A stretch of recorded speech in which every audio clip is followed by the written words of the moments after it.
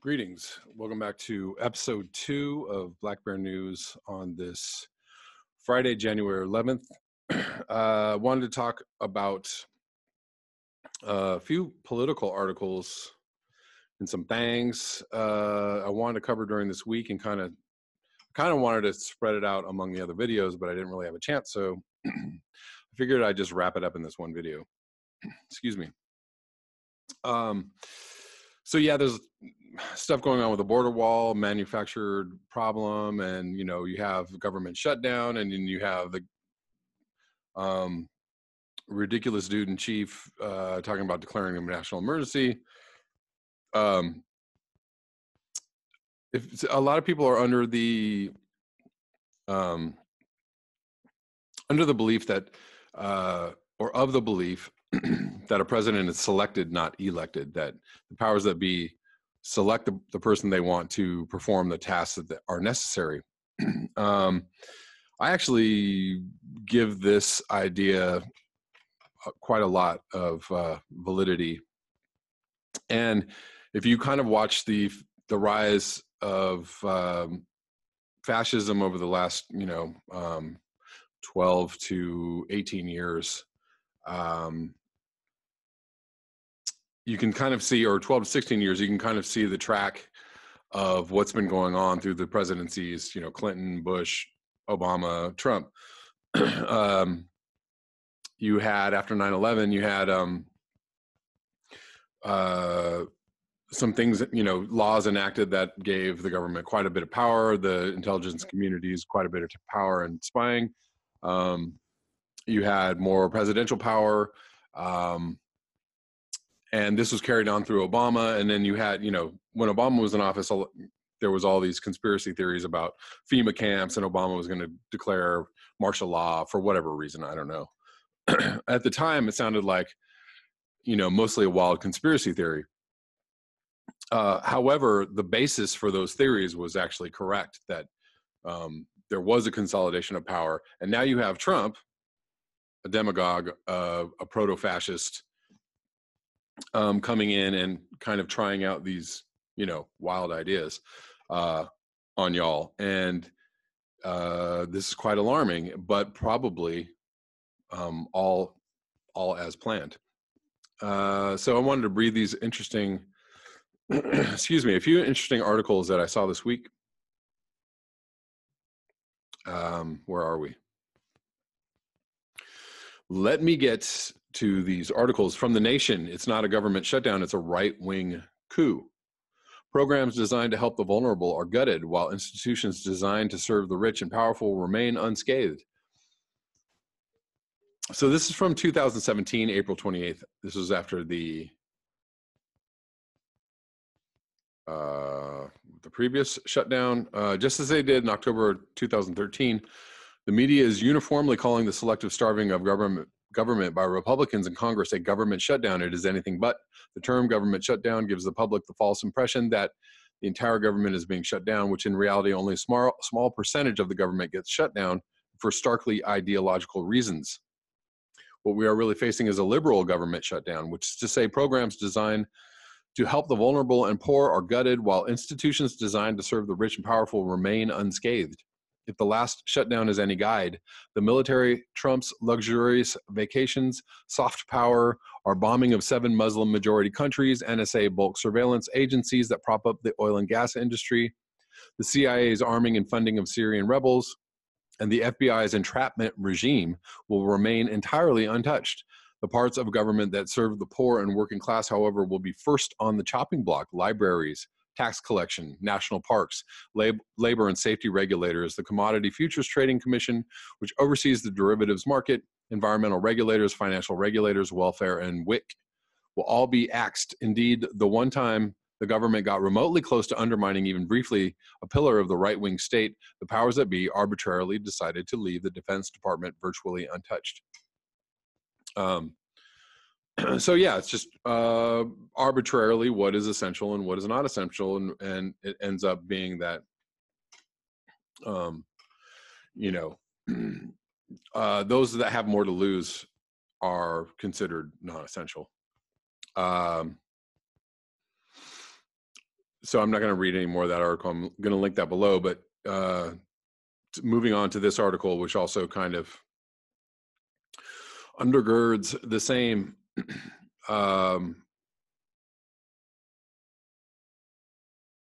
same idea. Beware the emergency state, imperial, unaccountable, and unconstitutional. It starts with a quote: "For 7 decades, we have been yielding our most basic liberties to a secretive, unaccountable emergency state, a vast but increasingly misdirected complex of national security institutions, reflexes, and beliefs that so define our present world that we forget that there was ever a different America. Life, liberty, and the pursuit of happiness have given way to permanent crisis management, to policing the planet and fighting preventative wars of ideological containment, usually on terrain chosen by and favorable to our enemies. Limited government and constitutional accountability have been shouldered aside by the kind of imperial presidency our constitutional system was explicitly designed to prevent." That's from David C. Unger, The Emergency State, America's Pursuit of Absolute Security at All Costs. Excuse me. It's all happening according to schedule. The civil unrest, the national emergencies, unforeseen economic collapse, loss of functioning political and legal order, purposeful domestic resistance or insurgency, pervasive public health emergencies, and catastrophic natural and human disasters, the government's reliance on the armed forces to solve domestic political and social problems, the implicit declaration of martial law packaged as a well-meaning and overriding concern for the nation's security. The government has been planning and preparing for such a crisis for years now. No matter that this crisis is of the government's own making. This is from January 8th, 2019, by the way, by John W. Whitehead. "To those for whom power and profit are everything, the end always justifies the means. The latest brouhaha over President Trump's threat to declare a national emergency in order to build a border wall is more manufactured political theater, a Trojan horse, intended to camouflage the real threat to our freedoms. Yet another expansion of presidential power exposing us to constitutional peril. This is not about illegal immigration or porous borders or who will pay to build that wall. This is about unadulterated power and the rise of an emergency state that justifies all manner of government tyranny in the so-called name of national security.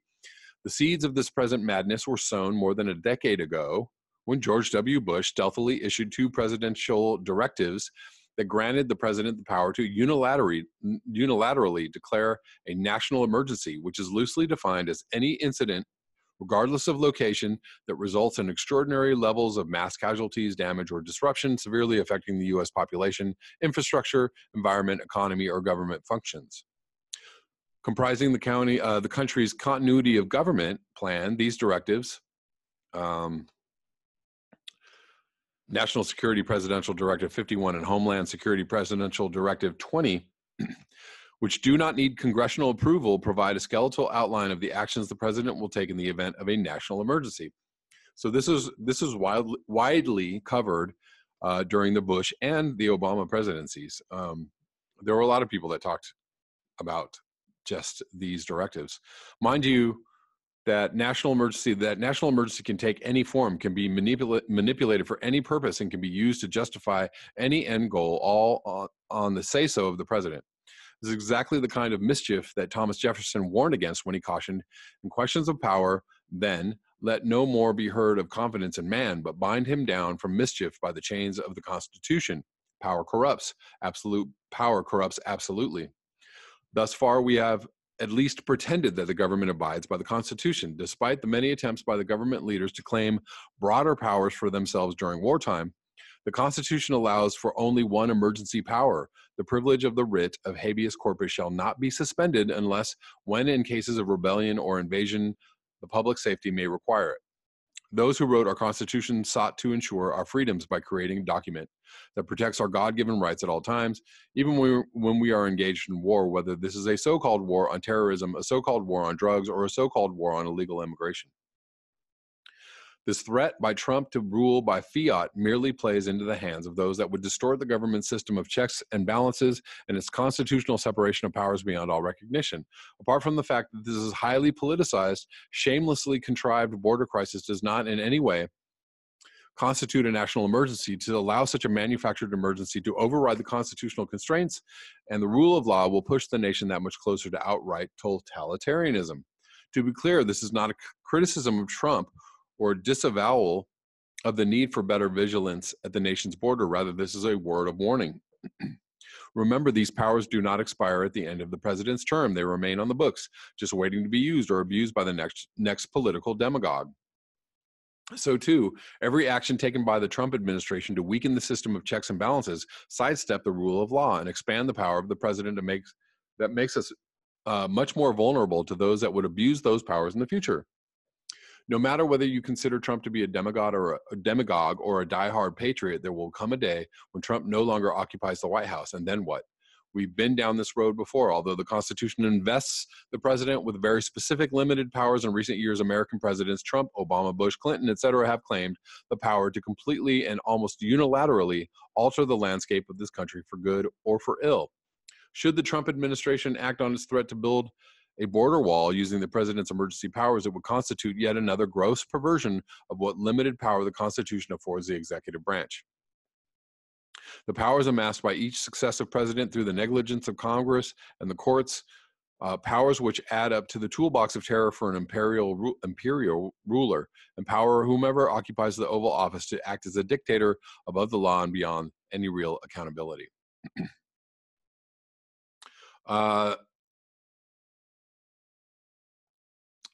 That's all I'm going to read of that. I'm going to link this below and move on to an article by James Howard Kunstler. But I just did want to quickly say about the last article that, yes, in Trump's presidency, I mean, he's been pushing at the walls of, you know, what's allowable and what's not allowable. He's, you know, his whole administration has been testing the boundaries, right? You know, from the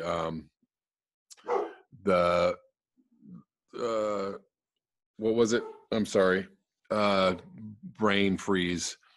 Not just about immigration, but, you know, the whole like ground stop on certain people coming into the country. You know, there's been pushback from the courts, but, you know, they tried it. They, you know, they basically just went out and started doing things